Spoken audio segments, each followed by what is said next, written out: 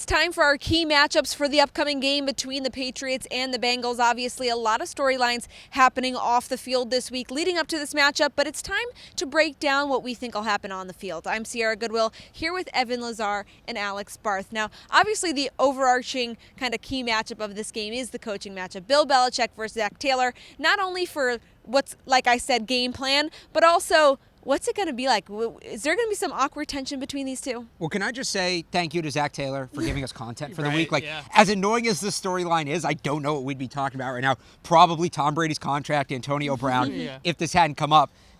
Matchup to me here is kind of a superfluous, what's the word I'm looking for? I don't know. Superficial word. Yeah. The real question is, do they shake hands after the game? Yeah. You remember with Belichick and Mangini back in 2007, and they had the very quick, it was a hand touch. It wasn't even really a handshake. What is it going to be like when the two of them meet at midfield in Cincinnati after the game on Sunday? You think the two of them are going to meet at midfield?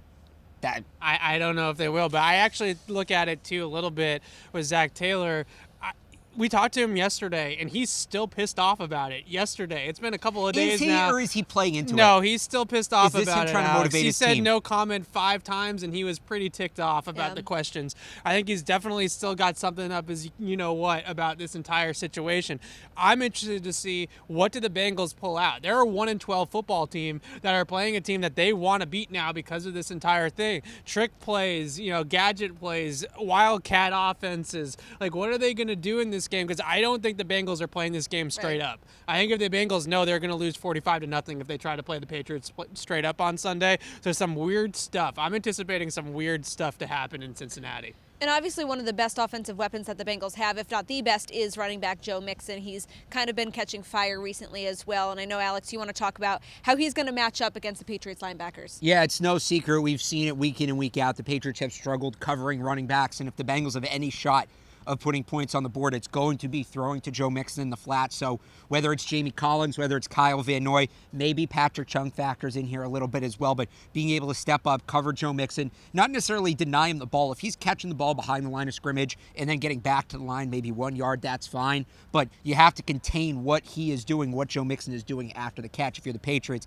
that's going to fall in that linebacking group. Yeah, Zach Taylor likes to move him around too. He'll flex him out wide and stuff like that and try to get that matchup on the linebacker. And he's not afraid to throw it down the field to Joe Mixon either. Joe Mixon actually leads the league right now among running backs in 20-plus yard targets. So they'll throw it deep to him too. So this isn't just a jump-off pass screen game type of running back. This is a guy that they use in all kind of facets, and he's really played a very good all-around game this year for the Bengals. It's kind of a bright spot for them. And everyone's been sort of critical of the offensive line for the Patriots all season long, but Evan, your key matchup has to do with those guys again, specifically the interior offensive line and how they're going to contain Geno Atkins. Yeah, Geno Atkins is still really good. I mean, he's not as good as he used to be when he was making all-pro teams. He's made 7 Pro Bowls, which is pretty amazing. I don't think he's that player anymore, but him and Carlos Dunlap are a pretty good duo there on the defensive line. The Patriots coaching staff has talked about it all week, how it's aggressive unit up front. They're a one-gap penetrating type of defense. They're going to come after Tom Brady, and if there is a strength of this defense, it's not a very good defense, right? It's 30th ranked in DVOA, but if there is a strength of this defense, it is the pass rush.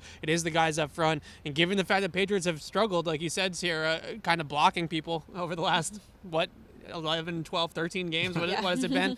It's really kind of something that I'm looking for, not necessarily something that's going to cost them a victory in this game, but just how do they look against this group, I think is going to be interesting. And against the run, too. I think a lot of this game for the Patriots, I think we all expect that they'll get a lead early, is to run out the clock, manage the time, not be in a situation for injuries or having to make this a game late. You got to run the ball to be able to do that. You got to run the ball in between the tackles. That's essentially been no man's land for the Patriots this year. They haven't been able to do that. So another chance for those 3 guys in the middle to prove that they can get some room for Sony Michel in between the numbers. And this Patriots Press Pass is brought to you by betonline.ag. Head to their website, enter promo code CLNS50 to receive your welcome bonus. For all of our coverage of this game, head to our website at clnsmedia.com and subscribe to our YouTube page at CLNS Media.